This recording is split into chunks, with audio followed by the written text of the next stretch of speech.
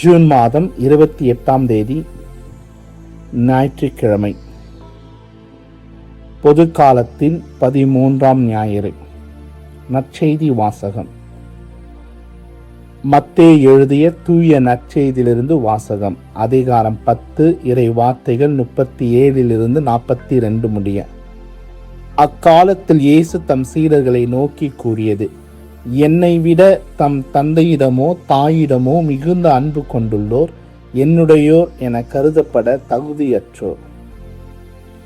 என்னை விட தம் மகனிடமோ மகளிடமோ மிகுதியாய் அன்பு கொண்டுள்ளோரும் என்னுடையோர் என கருதப்பட தகுதியற்றோர். தம் சிலுவையை சுமக்காமல் என்னை பின்பற்றி வருவோர் என்னுடையோர் என கருதப்பட தகுதியற்றோர். தம் உயிரை காக்க விரும்புவோர் அதை இழந்து விடுவர். என் பொருட்டு தம் உயிரை இழப்போரோ அதை காத்து கொள்வர். உங்களை ஏற்றுக்கொள்பவர் என்னை ஏற்றுக்கொள்கிறார். என்னை ஏற்றுக்கொள்பவரோ என்னை அனுப்பியவரையே ஏற்றுக்கொள்கிறார். இறைவாக்கினர் ஒருவரை அவர் இறைவாக்கினர் என்பதால் ஏற்றுக்கொள்பவர் இறைவாக்கினருக்குரிய கைமாறு பெறுவார். நேர்மையாளர் ஒருவரை அவர் நேர்மையாளர் என்பதால் ஏற்றுக்கொள்பவர் நேர்மையாளருக்குரிய கைமாறு பெறுவார். இச்சிறியருள் ஒருவருக்கு அவர் என் சீடர் என்பதால் ஒரு கிண்ணம் குளிர்ந்த நீராவது கொடுப்பவரும் தம் கைமாறு பெறாமல் போகார் என உறுதியாக உங்களுக்கு சொல்கிறேன். ஆண்டவரின் அருள் வாக்கு. கிறிஸ்துவே உமக்கு புகழ். இறையேசுவில் பிரியமுள்ள சகோதர சகோதரிகளை, இன்று நாம் பொது காலத்தின் 13ஆம் ஞாயிறில் நுழைகின்றோம்.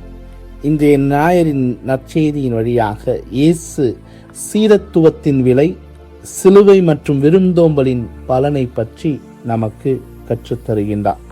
இந்நற்செய்தி வாசகம் இயேசுவின் மகத்தான திருத்தூது போதனையின் நிறைவு பகுதியாகும்.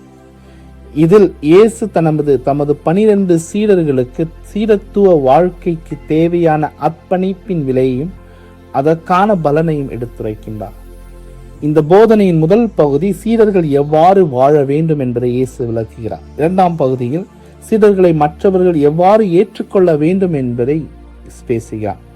உண்மையான சீடராக இருப்பதற்காக சிலுவையில் மரணத்தையே சந்திக்க வேண்டியிருந்தாலும் அதற்கு கிடைக்கும் பலன் அளவிட முடியாத அளவுக்கு பெரியது என்பதால் அந்த விலையும் மிகையாகாது.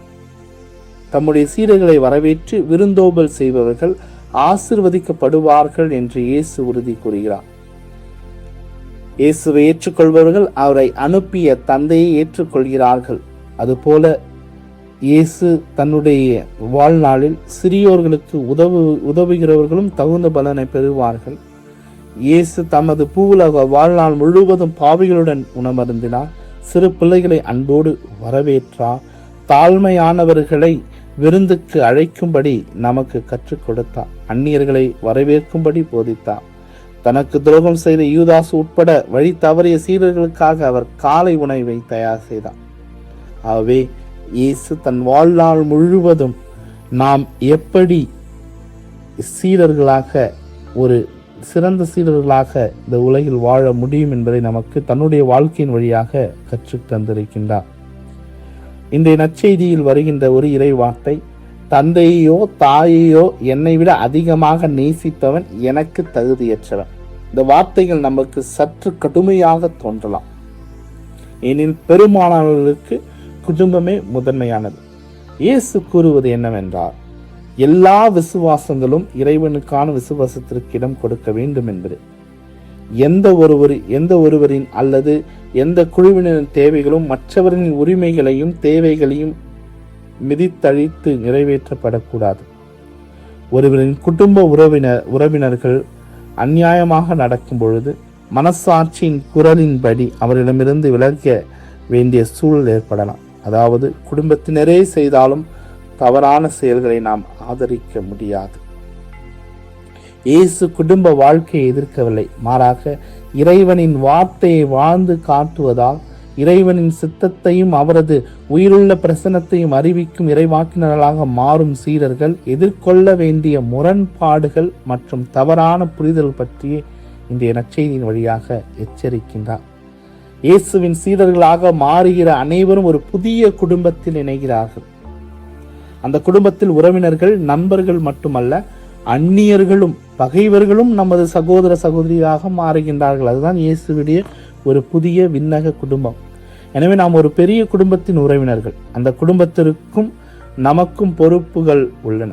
சில நேரங்களில் நமது சொந்த குடும்ப உறுப்பினர்களை காட்டிலும் பசியால் வாடுபவர்கள், நோயாளிகள், சிறைவாசிகள், சமூகத்தால் புறக்கணிக்கப்பட்டவர்கள், வேலை இழந்தவர்கள், மாற்றுத்திறனாளிகள் மற்றும் தனிமையில் வாழ்பவருக்கு அதிக அன்பையும் கருணையும் நாம் காட்ட இந்த நற்செய்தி வழியாக அழைக்கப்பட்டிருக்கின்றோம். அதுதான் சீரத்துவத்தின் விலை. அதுதான் இயேசு நம்மிடம் எதிர்பார்க்கின்ற ஒரு சீரத்துவ பணி. இயேசு குடும்பத்திற்கு எதிராக பேசவில்லை, மாறாக நாம் அனைவரும் கிறிஸ்துவ சகோதரத்துவத்தின் பெரிய குடும்பத்தை சேர்ந்தவர்கள் என்பதை நினைவூட்டுகின்றார். பண்டைய பாலஸ்தீனாவில் சிலுவை என்பது மிகவும் பயங்கரமான அர்த்தத்தை கொண்டிருந்தது. சிலுவையில் அறையப்படுதல் என்பது மிக கொடூரமான மரண தண்டனை. அது ரோம குடிமக்கள் அல்லாதவர்களுக்கு, மிக மோசமான குற்றவாளிகளுக்கு மட்டுமே வழங்கப்பட்டது. ஆகையால் என் பின்னே வர விரும்புகிறவன் தன் சிலுவையை எடுத்துக்கொண்டு என்னை பின்பற்றட்டும் என்ற இயேசுவின் அழைப்பை கேட்ட யூதர்கள் அதிர்ச்சி அடைந்திருக்க வேண்டும். ஆனால் கிறிஸ்து தமது சீடர்களிடம் இதைத்தான் எதிர்பார்க்கிறார். சிலுவை என்பது நம்மை எதிரிகளாக கருதுபவர்களை கூட நிபந்தனையின்றி மன்னிப்பது. அதைதான் இயேசு சிலுவையில் இருந்து செய்தார். தன் சிலுவையில் தன்னோடு இருந்த அந்த கல்வர்களை மன்னிக்கின்றார். தந்தையே, மன்னியும், இவர்கள் தாங்கள் செய்வது என்னவென்று தெரியாமல் செய்கிறார்கள் என்று. மற்றவர்களுக்காக, இந்த சிலுவை என்பது மற்றவர்களுக்காக நமது சொந்த ஆசைகளையும் தேவைகளையும் துறப்பது. இந்த சிலுவை என்பது எது சரியோ அதை துணிவுடன் தொடர்ந்து செய்வது. இந்த சிலுவை என்பது இவை அனைத்தையும் இறைவனை நேசிப்பதால் நாம் செய்வது. ஆம், இயேசுவில் அன்புமிக்க சகோதர சகோதரிகளை, கிறிஸ்துவ வாழ்க்கையின் முக்கியமாக முரண்பாடு என்னவென்றால், வாழ்வை பெற நாம் வாழ்வை இழக்க வேண்டும். ஒரு புதிய வாழ்வை நாம் பெற நம்முடைய வாழ்வை நாம் இழக்க வேண்டும். உயிர் தெழுவதற்கு நாம் நமக்கே நாம் இறக்க வேண்டும். தன் உயிரை காப்பாற்ற நினைப்பவன் அதை இழப்பான் என, என் பொருட்டு தன் உயிரை இழப்பவன் அதை அடைவான் என்று இறைவன் நமக்கு கற்றுத் தந்திருக்கின்றார். இந்த பெரும்பாலான மக்கள் தன்னை தேடிக்கொள்வதே வாழ்க்கையின் மிகப்பெரிய லட்சியம் என்று கருதுகிறார். ஆனால் இயேசு நமக்கு வேறொரு வழியை காட்டுகிறார். நாம் நமக்காக மட்டுமே வாழ்வதை நிறுத்த வேண்டும். பிறரின் பாதுகாப்பிற்காக உழைக்க வேண்டும். நோயாளிகளின் பசியினையும் அவர்களை பராமரிப்பதற்கும் நமது வசதிகளின் தியாகம் செய்ய வேண்டும். சுற்றுச்சூழலை பாதுகாக்க வேண்டும். பிறருக்காக வாழும்போது தான் நமது வாழ்க்கை அதன் உண்மையான அர்த்தத்தை அடைகின்றது.